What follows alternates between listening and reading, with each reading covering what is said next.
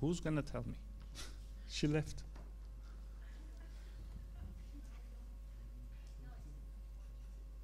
Can you see it? Are you watching it live?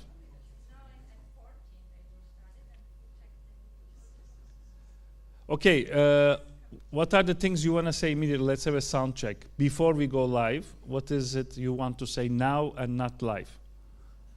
Erland? We are live. Don't say anything. Okay, good afternoon.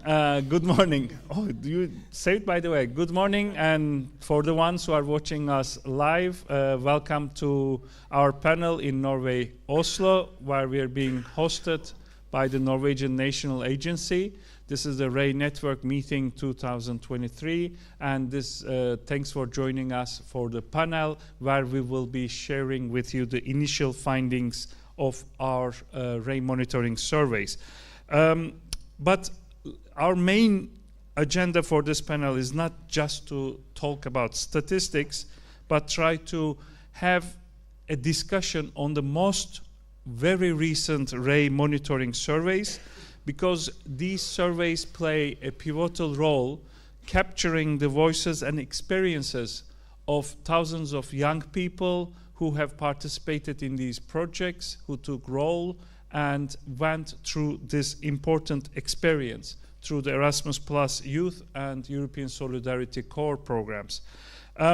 We already have a huge amount of data that has been piling. We have glimpses from different RAY member countries, and that gives us insights from national and international contexts. But I have to remind you that this is only the beginning of the conversation. What is happening on the ground in the project? How does it touch the lives of thousands of young people? Just for the people who are joining us new, a reminder on the context of RAY, which was established in 2008, and it is one of the most successful examples of collaborative ambition, because the vision was to ensure the quality and development of the youth programs and analyze from a scientific perspective the impact it creates in the lives of so many, just not only the participants, but the project leaders and the communities that are hosting these projects. At the moment, the RAY Network has 35 partners all around Europe, and it includes national agencies and research partners. Just to give you an idea on the scale of the research operation, RAY monitoring surveys that we will discuss today is still the core of network, and between 2014 to 2020, our surveys had resonated more than 50,000 project participants that shared their experiences, their feelings, their improvements, and the changes in their life. And these surveys don't give us only an information about the individual, but it gives us information about their environment, their communities, their organizations, and it acts as a compass for us to find our way in the European youth field. Let me emphasize very strongly that as we speak, our data keeps coming, and the picture is becoming clearer, and we can make more elaborate, detailed analysis by time. So whatever we're going to discuss today is only the initial reactions, the first glimpse of a massive data that keeps growing, and it will keep providing us better picture. So whatever you hear today, please keep following us, because in 2 weeks' time you will hear more and you will have a better picture. You can follow the previous research and findings from RAY Network website, where all the data is available, and the news. And RAY also regularly organizes different events that brings together researchers, practitioners, and policymakers. So make sure you follow us on the website and on social media to keep updated about this important data and analysis. Before I turn to the panelists, I want to remind all of us something very important. Let's remember, what we're talking about is not only statistics and numbers. Each of them are young people all around Europe with their dreams, with their problems, with their issues, with their plans. So we don't take them as only numbers, but there are dreams and lives behind those numbers that this morning they also woke up and they are working to make their dreams real. They are achieving what they want to achieve, or they are struggling with issues that some of us can only imagine. These are real people, and our data will give a chance to take a look at it on this great adventure that they call life. So without further ado, let's start, and let's kick off with a broader look at it. And let me introduce our esteemed panelists before I go into the questions. We have Erland Sandbruer from Norwegian National Agency as a researcher. We have Ashley from the Transnational Ray Network. We have Friedemann working with Ashley and our great team of transnational researchers. And we have Stefan, the research partner from Bulgaria, looking at different issues. And we're very, very happy that you took the time, you make the preparations, and you're with us.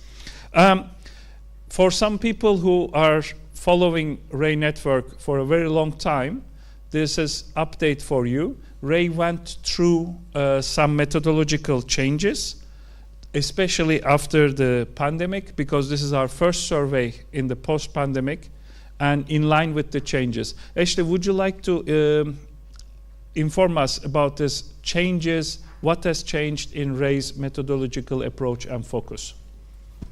Absolutely. So I would say in the 12 plus years we've been doing the research and surveys, a lot has changed. Of course, the context of how people engage online, especially with more people becoming online, has led to increased research and interest in the field and use of online surveys, which has led to a lot of survey fatigue, which has been rather exacerbated in the post-pandemic situation where everyone is trying to figure out exactly what are the next steps and what are the issues that we need to address.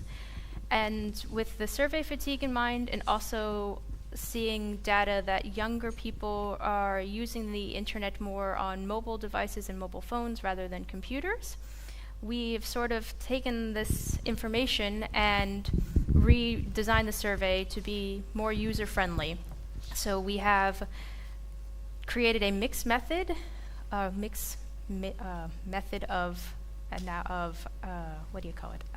access. So you can do it mobile, you can do it computer, and that required us to remove some matrix questions that were in our previous survey.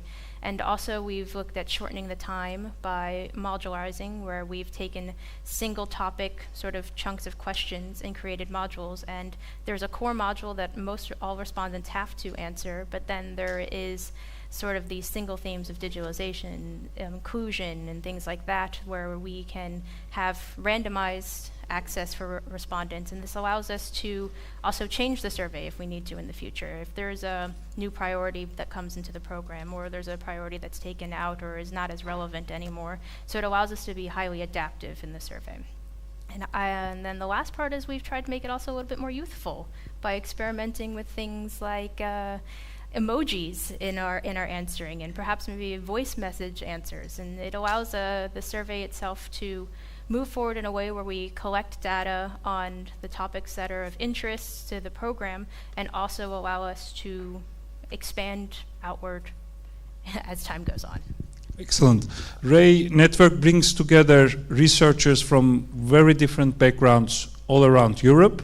And I am very glad to see all that knowledge pool and expertise is reflected in Raymond 2.0, which sounds faster, louder, and funnier with the emojis and information. But did it work? Friedemann, what are your initial reactions that with this new methodological design approach, do we observe some changes in participation in other aspects? Yes, we do. We don't know everything yet, but the first information we have seem to be really positive. So we managed to cut down the average time of completion, so people spend less time answering our survey, which is of course a good finding, and looking especially on how many people complete the survey, for example, on mobile devices. So we see an increase there. Overall, it seems we did a good job, but let's take everything with a pinch of salt. So it's still ongoing, but looking good. Well, this is the moment we should knock on the wood, or whatever superstition you have in your countries. This is the moment. Let's keep it going like this, but higher completion rates, higher participation through mobiles, which is an extension of most young people these days, are all good signs, which means we will have quality data and more data pouring in. But speaking of the data, Dan, what are your initial reactions? What are the primary trends that we can observe? Arlan, do you want to start? What is your initial reaction when you first saw the data? How does it look like? Yeah, so first of all, I think this is very exciting, and finally having data from this survey. I mean, I'm one of the few people who got to have a little sneak peek, and I really enjoyed that. Of course, from the Norwegian data, there's not many answers have come in yet, but I think it's very, very exciting. And one very important aspect of RAY for us at the Norwegian NA is the inclusion part of it. And this is, of course, a priority for the program, and for us in the NA, it is especially a priority. We are not only part of the Directorate for Equality, but it's also something we work with a lot. If you just open our webpage, you see this is something we prioritize in our communication. And I think this is one place where the RAY research can help us at the national agencies and really delve into how to work with the program. With the inclusion dimension, of course, it's a very wide definition, and it's up to the NAs to kind of see how they need to work with that locally. And when I look at the data itself, so far I'm looking at only the youth mobility and the youth participation activities, because that's where, for Norway, the youngest participants are right now. We are not part of the Solidarity Corps, unfortunately. And what I think is really interesting, and what we can really use, is for the previous period, so for the last period of the surveys, we found that a lot of the participants funded by Norway or being Norwegian, they said that they had fewer opportunities for some, like however you want to count it, but we had about almost half, 40 to 50% of the participants actually said that they had that, which is a lot more than for Europe in general. And this proportion, when I look at the new data, it's also there. So almost half of our participants, they say yes to the question if they face barriers to achieve their full potential, which I think is a new question, or that they have somewhat less opportunities. And I think this is one path that we, of course, will look into. Why is it like that? Maybe it's that Norway is a country with many opportunities to begin with, so it's kind of easier to say that you have fewer. Maybe there is a trend that youth, I think from other surveys in Norway, that youth are better at expressing kind of the problems that they face, and this may show up in surveys. And maybe it just is that our strategies at the NA, they're working, that we are actually reaching out to these groups that we want to reach out to. And we'll find out more about that. The data is getting better and better, and the new survey questions, I think, give us new opportunities to go into detail about what kinds of barriers that we're looking at, and especially maybe what if no one in the survey reports a barrier, maybe that's really something to look at. Thank you. And for those who want to go and learn about their national situation, let me remind you that RAY works on transnational level, where you can get the reports and all the analysis through the website, but in all our partner countries there are national level analysis being done. So if you're curious about RAY findings in your own country, please follow with your national agency and the national level analysis. Speaking of that, Stefan, what are the initial trends you observed when you took a look at the data? First of all, I had the opportunity to look at the European data sets regarding the priority of participation in democratic life. And I'm going to focus on that because also, as Aaron was mentioning, on national level, the data sets are with a limited number of respondents so far, and the regular disclaimer is still ongoing, so it's in the making. But if I have to be very short and tease you a bit regarding the first results regarding the participation, what we see in the data set is, first of all, stronger engagement in civil society and democratic processes, and this is acknowledged by project participants, and also it is acknowledged and shared that after the project that young people took part, there's a higher interest among them in participating in general elections. And this is curious because what we understood yesterday, you had in Norway local elections here. And yesterday, Hege Nielsen from the Norwegian National Agency was sharing that probably they expect something like 60% of participation, general participation in these local elections in Norway. And I've been thinking also about my national reality about Bulgaria, but also I was checking some data on Europe, and what I saw is, like, for example, in European value study, the general rate of participation in local elections is something around 50 something percent, and among the age group of 19 and 29, the young people, it is lower, it's around 40, but I have to tell you that for me, from my national reality, the percentages are even lower. I don't know what happened yesterday in Norway. I'm curious to understand what is the general participation in these local elections. But in Bulgaria, participation in general elections, I'm speaking about parliament, is about 40%, and also young people are almost missing from this process. So what I'm saying is that what we see is that the European youth programs apparently have a big impact when it comes to engaging young people in democratic processes.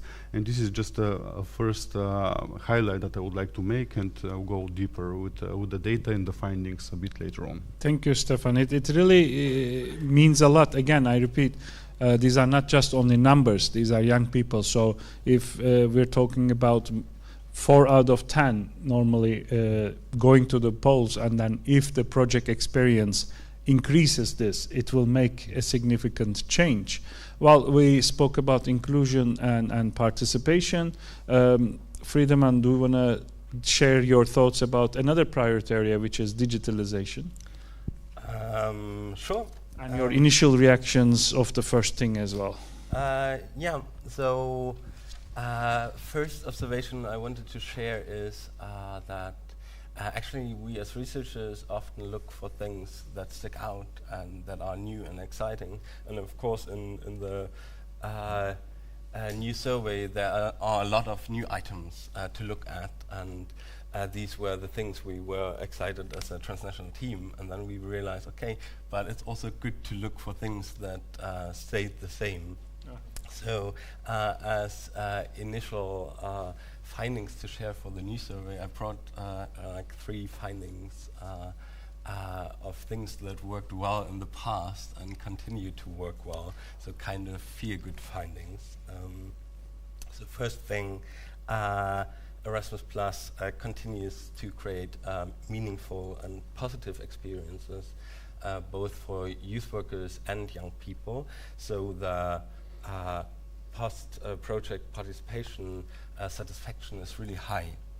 So we changed items, but the satisfaction remains really high. And Erasmus Plus also keeps being a booster for non-formal education. So 89% of the youth workers who participated in the youth worker mobilities indicated they learned how to foster non-formal education, which I think is quite remarkable. And Erasmus Plus projects keep bringing people closer to Europe. So these were my 3 initial findings. Let's also focus on things that worked well and keep working well. It's good. As the famous saying go, if it's not broken, don't fix it. So at least on some aspects, it keeps working. Very impressive numbers. And thanks for put it in a comparative perspective. Ashley, do you want to share your initial reactions, or do you have something to say, for instance, in comparative perspective with the past findings as well? Yeah, sure. I would say, perhaps I speak a bit more generally, and also following Friedemann's approach here, is that we know from the comparative of the old data and also what we're seeing in the emerging patterns of the new data is things work very well. We have different perspectives of learning outcomes, which is of course to be perspective between participants and team leaders, because everyone has their own ideas and agendas of what it, and so we know that it's important for us to continue looking at these different steps of and different perspectives of learning outcomes. We also know that youth with fewer opportunities are doing just as well, if not better, than some groups in some of the program priorities. That's not necessarily true for digitalization and sustainability, but because we have new thematic models, we can really look more into the data and see where it is that this is occurring. And I would say one thing that's really great also about learning outcomes is when the project has a very specific focus on a type of priority or subject, there is a lot of learning that goes into it. And so we know that we're seeing that the effort that's put into developing these projects is having a direct impact then on what is being learned in it. And so I think that when we look more at the data, especially with the new themes, we'll hopefully find some equally promising results. This is satisfactory, but it's also a warning or reminding sign saying the better the project is prepared, higher the learning is. So targeted, specifically focused projects contribute significantly more to the learning process. But I'm also very glad that you raised these issues, because the priority areas, sustainability, digitalization, diversity, and inclusion. We heard very interesting insights from the inclusion and participation dimension. But what about digitalization? Friedemann, do you want to say a few words about what does the data initially, preliminarily say? I mean, first of all, it's great to have the data, because in the old survey we had 3 items on digitalizations designed somewhere maybe in 2013 or something. So a lot of things changed since then, and now in 2023 we have a whole module, because it has become a program priority. So there's a lot more to look at, which is, from a research perspective, just a blessing to have. One first initial finding is, yes, Erasmus Plus projects are a place where young people gain digital competences. So we have an item asking what they learned, and we use the European Digital Competence Framework kind of as a reference. And something that sticks out, a lot of people, participants learn something about digital communication, around 75%, and some other topics are sidelined a little bit, such as safety, for example. So not all the areas of digital competences are addressed equally. That's probably something to look at. And another thing I wanted to share with you is maybe a little bit more concerning, at least at the first glance, that we looked at which topics are addressed in youth worker mobilities. And so we didn't ask youth workers for digital competences, but about what they learned about digital transformation, and compared it with like the other program priorities, such as participation and inclusion. And we found that the topic of digital transformation is least addressed compared to the others.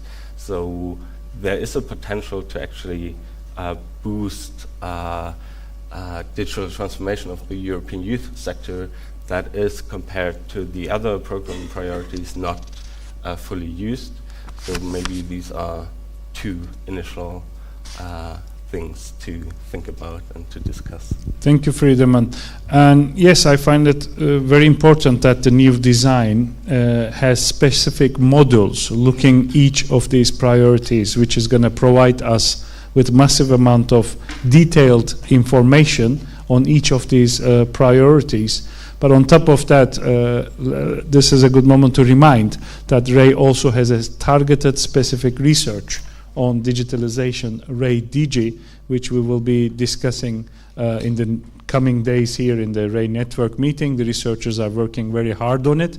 So if digitalization is one of the priority areas that you and your organization is particularly interested, please follow RAY DG research project for more to come.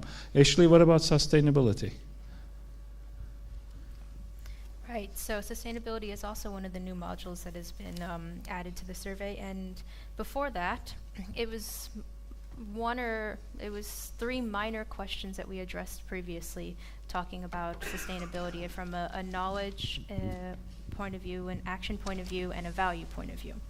And from that, we see that it's a relatively slow increase through the first. It's of course a very small increase. Sustainability has always had a rather small representation in the learning outcomes compared to diversity, inclusion, participation. And it really upticked in this 2019 survey, because that's, I believe, when it was formally included as a program priority. And so then there's, of course, more funding and emphasis on that. And in the new data, we're seeing that we're having a little bit more of a nuanced look at how sustainability and climate change are being addressed within the project. And so we see really high levels of almost over 70% of participants so far saying that they've learned about sustainability from different aspects of it being environmental, political, economic perspectives. And then that is being translated into at least sustaining a level of engagement in their everyday lives about sustainability in society and pushing for more sustainable measures in politics especially. We're seeing it was 70 to 80% of participants saying that they were engaged in sustainability from a political aspect, which is quite fascinating, I think, if you think about, we talk about participation and youth and where are they, and so sustainability is a very interesting topic for youth. And hopefully the data will reveal more. And I'm also glad to hear that the sustainability, the concept itself is being widened and enlarged through these projects. And then on these priorities, but more, Alan, is there any other aspects you would like to share with us? Absolutely. And I want to follow up on something Friedemann said first, because I think the new survey asks better questions about how the participants experienced their projects. And one of the questions that really struck me was this question of, was the project meaningful for you? Because, and I think, the results are, to me, kind of astounding. Like over 40% say 10 out of 10 meaningful. And what activities in life, like usually, are 10 out of 10 meaningful? And I think, because looking back, and the numbers are a bit lower for Norway, by the way. We'll see how that goes when the data comes in more. But looking back, I think I share with many of us here in the room, and maybe if anybody's watching, that we spend a lot of time also doing youth work. And for me, I think this is one of my reasons for being so enthusiastic, right? Because for me in my 20s, doing youth work locally and nationally, it was my life. But I'd say international youth work, that's what kind of changed my life. So yeah, I think that's a very interesting question. And coming to the more relevant topic, I don't know. Ashley was speaking a bit about learning outcomes, and this is another part where I think it's very interesting for us to go into detail for the research, because one thing is to look at, okay, so we have so and so many participants with fewer opportunities, or they face these kinds of barriers and so on. But so what do these participants say, and how does the project impact them? And there is this finding that we've had in the previous program period that participants with fewer opportunities seem to get a little bit more out of the activities. And both our national research in Norway and the 2020 RAY Inclusion Report confirmed this. And the data we have so far for Norway, it's very limited, but it points in the same general direction. And I just want to stay a while with that point, because on the face of it, this is so surprising. Most kinds of education, learning activities, and so on, they work best for those who already have the most, those who speak good English and can take in the information easily, those who have enough material resources, that some unexpected expenses at the project, it doesn't really matter, those who expect to be welcomed wherever they come. And then, this is sometimes called this Matthew effect from the parable of the talents, which is a very weird parable, I think, and we had some interesting theological discussions about last night. We'll continue tonight. But here, we don't see this Matthew effect. And the why? Maybe, I know from the Ray Inclusion Report, maybe that the young people with fewer opportunities, they're meeting situations that are new for them when they come to these international programs or activities, and so they're more touched by them and more eager to learn, which may be true, and some analysis that has been done previously point to that those who haven't done much mobility before, who haven't been abroad before, the effect is especially big for them.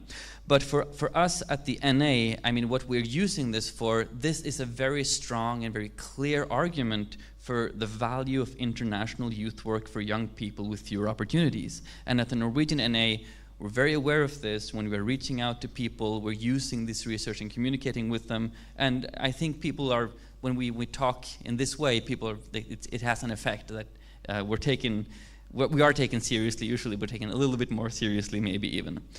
And again, this is something, of course, we will go into more detail on. We'll find out more.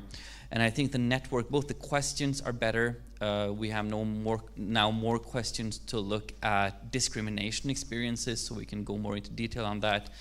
And also something we're not talking that much about here, but more technical thing. I really think there's a value in the network becoming a bit more professional, and that we're sharing more of how we operationalize our calculations, just sharing syntax, what we use, so that it's easier to compare. Because the research we did in Norway, looking at young people with fewer opportunities, had different ways of calculating that than the transnational research. And I think it's good for the network as a whole that we're kind of harmonizing this. So fine-tuning goes, and we are tapping into the potential of the Ray network to improve what we were already doing well. Stefan, do you want to continue where Erland left? Yeah, sure. Yeah, I'm going to continue from the last words of Erland, because I believe the Ray network is also part of the mission is to showcase the impact of the European youth programs.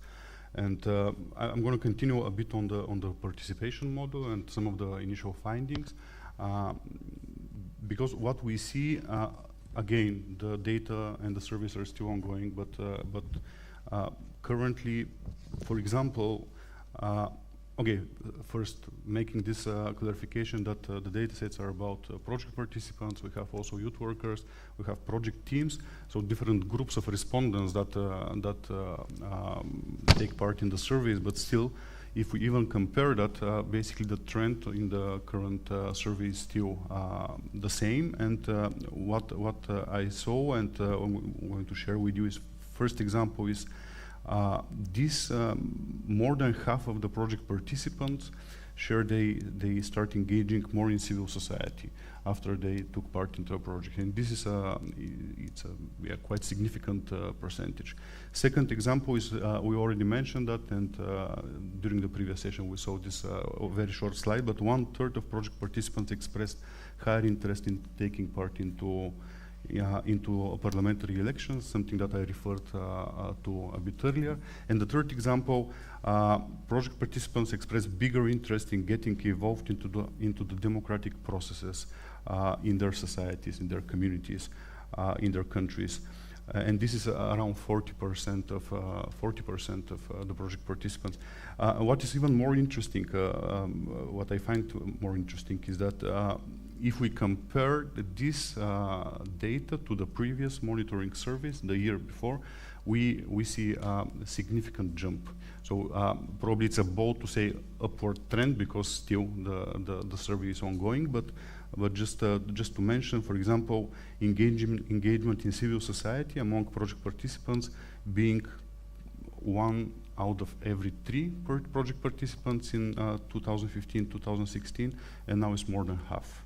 Another example, participation in democratic processes, again this upward trend, being 23 then, and now around more than 50, so it's nearly doubled. We're going to see what will happen with the final data, but to me, I think this is quite important and probably worth mentioning, and yeah, also being upon the discussion now. And basically, what it repeats also is among the youth workers and also the project teams. So yeah, I'll stop here. These are very impressive numbers, and it's tapping into the one of the biggest potentials that Ray has, or privileges it earned itself being operative so many years, that we can look across time. And this is very imperative to compare across not only geographically across space, but we can compare across time. And if you consider what happened since the surveys you mentioned and this survey, the pandemic going on, the economic crisis, the issues, just our even experiences in the last 3 months. We don't have to look at last 3 years that Stefan has been preparing for this panel, but he had to go through the disaster that Greece and Bulgaria and some parts of Turkey experienced, the unbelievable rain and the floods and everything. So what young people had to go through 3 years is very important, but I'm very also glad that the data shows the resilience of the European youth, the resilience of the youth organizations and youth workers, that through these difficult times they kept going and improving themselves. And there are also very interesting questions about the crisis and how they were affected and how they coped with it, which this Raymond is offering. But to now I would like to ask the whole panel about the issue, because data is like a vast sea, like an ocean. Now we're in Oslo, we can see the fjord, the ocean, and have a better image. But each drop tells a story, and each drop matters. So what is the story that you think, in your very initial glimpse, the first look at it, that what are the specific findings that the youth policymakers, youth organizations, youth workers that are here and that are listening to us through live stream should hear, that they should be attentive? What does the Raymond has to share with them in terms of stories, to the policymakers, to the practitioners? Actually, would you take the first round? Sure. I would say from the perspective of the sustainability data in particular, I think policymakers really need to be aware of just the engagement of youth. Like, we look at the program priority itself and how it's written, and it's a lot of it is focused on a very individual level. It's promoting a sustainable lifestyle. It's about promoting environmental sustainability in everyday life. And the survey, we've sort of looked a little bit beyond that also to the learning and engagement at the societal level and the learning and engagement at the political level. And I think that's something to be aware of as a policymaker in a youth organization, is how we can support the young people who are interested and who are engaged and who are passionate about sustainability, how we can take that activism and that engagement and really turn it into something that they can say they've had a hand in shaping. Thank you. Friedemann? Regarding digitalization, I'd say we have the problem that we had the pandemic, and people tend to think, okay, everything moved online, so we're done. Mm-hmm. And looking at our data, I think there's still something to be done. So my message would maybe be, let's not be dazzled by the pandemic, but keep working on digitalization. Yeah, this was an issue. Just sending emails or forming a WhatsApp group doesn't mean you're digital now. You have to think about the consequences and plan. And this is a big debate in education, formal education as well. Just because a class is being broadcasted on Zoom or the video is available on YouTube doesn't automatically mean it's digital now. Ireland? for my part, I think the story is pretty clear, which is to say that these activities, they do really have an impact on young people, and especially young people with fewer opportunities. And I think we, my colleagues at the NA, have been good at like connecting stories. You said, talk about each piece of data is like a drop in the ocean, and to magnify that and to use stories of single projects as showcase to promote how it can work, and then combine that with the data. So I think that's one way to do it. Thank you. Stefan? For me, the key word is impact of the European Youth Program as a main factor that used to play, but it's still playing a key role in shaping the notion of citizenship, of participation among young people. And probably it might, I don't know, probably it sounds quite obvious this, but also probably it's worth repeating it to ourselves and just to remind it, because if I have to contextualize this, taking into account European realities, national realities, stronger and stronger extreme right, and also all the critiques on the representative democratic systems that were functioning within those, probably it's really important to acknowledge that the European Youth Program are a key factor of building and fostering democratic education and democratic participation. That's very important, and these projects work, and now we have evidence to show that it works, and it's up to all of us to spread this evidence and share and analyze it. But I'm glad you raised this issue of impact. Then I would like to return to other panelists. And you have quoted and you have shared some parts about the impact on individual level. But can you please elaborate more on the impact of these projects? What does the data say about the impact at different levels, individual, organizational, community level? Anybody wants to go first? Yes, Erla.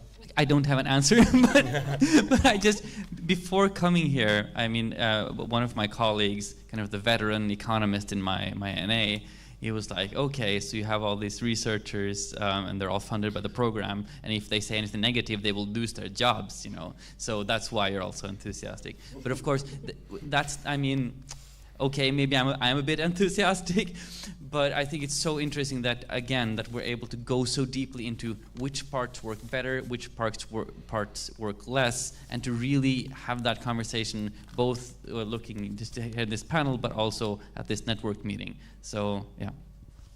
Thank you. Ashley? I would say it's too early to tell. The data is coming in, and we're seeing, of course, very promising information about enabling and empowering youth, and particularly in sustainability.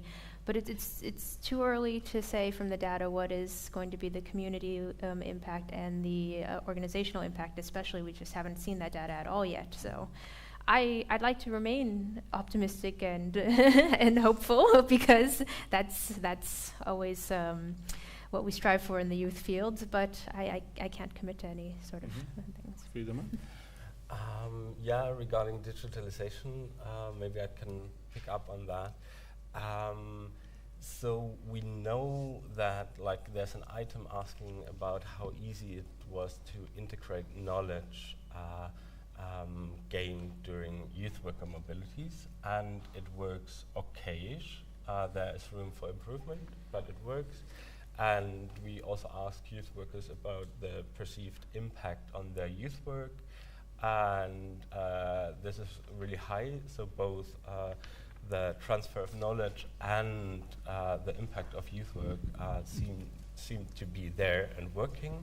So in order to assess the impact, like topic-wise regarding digitalization, we have to look at what happens during youth worker mobilities and TCA activities, and to improve that part regarding digitalization in order to really use the potential of impacting digital transformation in the youth sector. So this would be my take.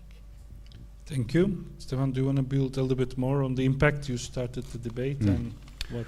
Yeah, because you also you were referring to the communities, and yeah, I would just share some findings from the project teams that are people that are working in youth organizations, and they're also bridging young people with the communities, and they're working into the community. So it is, of course, usually among project teams the percentages are a bit higher, and again, still it's ongoing, but over 90% of people within the organizations agree that participants are better able to actively engage in civil society, and it is 3 out of 4 also share that participants are more interested in participating in democratic processes. So again, it's like strong numbers, very high. We're going to see what will happen until the end of the survey, but I think it's also showcase how the programs work. As a researcher myself, I always find it important to compare the perspectives of the project teams, project leaders versus the participants. And I personally more on the side that project teams and project leaders are better situated to evaluate the progress and the impact of the projects on the young people, sometimes more than the young people themselves. Self-recognition is always a little bit harder, especially if you're a particular young person with a certain background. Having spent 1 week in a project that was exciting, that was new, it takes a little bit of time to recognize the impact on yourself, while a project team member or a project leader having the experience, having observed how the young person was in the beginning of the project, maybe shy to speak, but doing presentations during the project, speaking foreign languages, working in an international team, can sometimes offer a better perspective from an external point of view. And that's something that really excites me about RAY, is it's not only the participants, but it's all different actors, stakeholders in the project process, in the program, that keeps offering us different perspectives. So it's very good that you raised that issue. Oh, it's been very interesting, but I'm also very curious, and I want to take a step back and look at you as researchers and tell me, what more? What would you like to share with us in the time we have left with your playing, as we say, massaging the data? What did appear? Give us more juicy insights. What do we expect to follow Ray? Because we said, keep following us. What else is there? What do you have to share with us? You might not know it yet, but you might say, I will be looking at this more. This is what I will dig more. So what else is there? Come on, Erlan. I mean, many things, obviously. I was just thinking about, and I don't know if this will be possible at all, but the possibility to see the survey even more in context of other surveys. Mm-hmm. So, I mean, to take one example that got me thinking was that one of the questions in the survey was it like, how satisfied are you with your life in general right now, is also asked in the general national survey. So you can compare. So for young people in Norway aged 18 to 24, the average is 6.3 on a scale from 0 to 10. And then in the data from Norway so far, the average is 6.9. So the project's participants are a little bit, I don't know, more satisfied with their life. And of course, this is just one small question. It needs, of course, a lot of context, and you can break it down in many ways. But I think for Norway and maybe the Nordic countries, we have a lot of survey data going on. So maybe there's a possibility to do more context around that. Thank you. Friedemann? Maybe I share something that surprised me, and I have the feeling I have been a little bit critical here on the panel, and there's also something positive. We're live, right? There's also something positive, or more positive to tell about digitalization. So young people were quite satisfied on how digital spaces were used during the project. And given my personal pandemic experience and online meetings, I was expecting young people to be much more frustrated, but apparently the project teams did well and provided good digital spaces, so that really surprised me. Okay, that's good. Stefan? Here I agree with Erland. Comparing findings from RAY with other European or probably national surveys might be very valuable, because also here what we have is data from project participant or youth workers, so it is a little bit of a narrow and specific also group of people. But compare it also with a broader youth, probably it's also it would be also quite interesting. I don't know, could be like European Value Study or European Social Survey or other surveys and research projects would really make a lot of food for thought. This would be one thing. And why to follow RAY? If we have here, I don't know, youth workers that are watching us, or people from youth organizations, RAY is a tool to provide information about how youth organizations and youth workers and volunteers basically being engaged, and what is the impact of the engagement into the European Youth Program. So I think this is a pretty solid reason to follow. What are the findings also on national level? You could also approach national agencies and see national reports probably. I don't know. These are like data that happens both on national but also on European level. Mm-hmm. Thank you. And any last words you would like to, conclusionary remarks, anything you would like to add before we close? Okay. Thank you very much. And let me finish with the way I started. These are not only statistics, these are not only numbers, these are not only percentages. Each of them represents a young person, a youth organization, a youth worker, and RAY data over and over showed us that in most of the cases, these projects constitute a turning point in the lifelines of many young people. Erland rightly pointed that these projects, in majority of the cases, is a turning point for many of the young people involved. I am also one example of that, but we don't have enough time for me to go over my life story. But the data from the statistics, but the anecdotal data, and sometimes just a little friendly chat or a digital social media post saying, hey guys, just came back from this project in Finland, and I will go to another one in 2 months. I see the life different now, is what we are all working for. And it's good that RAY keeps us reminding what is being done works, and it's affecting so many people. Allow me to thank the panelists for preparing and sharing their insights, their intuitions, their feelings with us. It's been interesting and it's been informative. And I thank all the audience for listening to us here in Oslo, being hosted by Norwegian National Agency, but all around Europe, or maybe world. I don't know the statistics, who's watching us. But thanks for having us in your home this morning, and thanks for sharing us. We'll end the live stream now. Thanks for watching us and joining us. And let's give a round of applause to the panelists. Thank you.